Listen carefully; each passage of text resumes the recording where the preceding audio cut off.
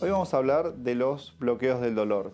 La idea es ver qué tipos de bloqueo hay, cómo se hacen y algunas diferencias entre los bloqueos que se hacen en Argentina y en Alemania. Los bloqueos son infiltraciones que se utilizan cuando uno tiene dolor lumbar o cuando hay alguna hernia de disco que está comprimiendo algún nervio. Las indicaciones de los bloqueos son indicaciones diagnósticas o terapéuticas. Terapéuticas es para mejorar el dolor y diagnósticas es cuando uno tiene alguna duda de dónde viene exactamente el dolor, entonces uno hace un bloqueo y si el paciente mejora es que el dolor viene de ese lugar y si no mejora viene de otro lugar. Principalmente existen dos tipos de bloqueos, el bloqueo radicular y el bloqueo facetario. El bloqueo radicular se hace acá en la salida de los nervios, cuando por ejemplo una hernia de disco como esta que está acá, comprime los nervios. Ahí se ve mejor. Acá la hernia comprime el nervio, entonces uno realiza la infiltración en esta zona.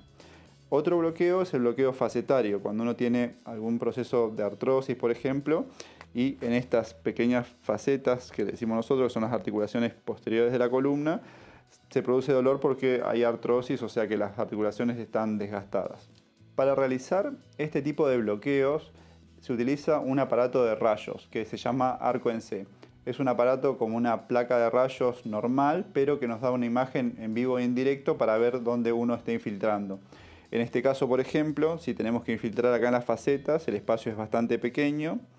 Y si tenemos que infiltrar en la parte cercana a los nervios, por ejemplo acá, hay que hacerlo sí o sí con visión directa, porque si no uno tiene la posibilidad de, con la aguja, dañar el nervio y eso puede producir mayor dolor o algún déficit motor o sensitivo incluso. Una diferencia importante que encontré entre Argentina y acá en Alemania es que en Argentina nosotros generalmente realizamos un solo bloqueo.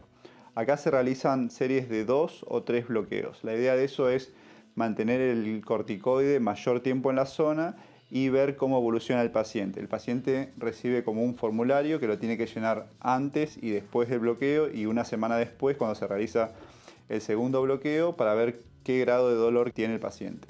Ese dolor se mide en la escala de valoración análoga del dolor que va del 1 al 10. Otra diferencia importante es que cuando hacemos los bloqueos acá en la faceta, generalmente se utiliza un corticoide de depósito. En cambio, cuando hacemos los bloqueos acá en la parte radicular o bloqueos periradiculares, se utiliza dexametasona. Esto se realiza así de acuerdo a las guías alemanas porque se vio que si uno realiza infiltraciones en la zona periradicular con corticoides de depósito, esos corticoides de depósito tienen como microcristales que hacen que el corticoide se libere por más tiempo y esos microcristales podrían, o está demostrado que pueden llegar a generar trombosis de las venas que están alrededor de los nervios y eso generar un déficit, o sea, un daño en el nervio permanente. Donde estoy trabajando se realizan más o menos 3.000 bloqueos de este tipo por año y la verdad que nunca vi alguna de esas complicaciones, pero está descrito y puede pasar. Siempre se inyecta una mezcla de corticoide de depósito o dexametasona con un anestésico local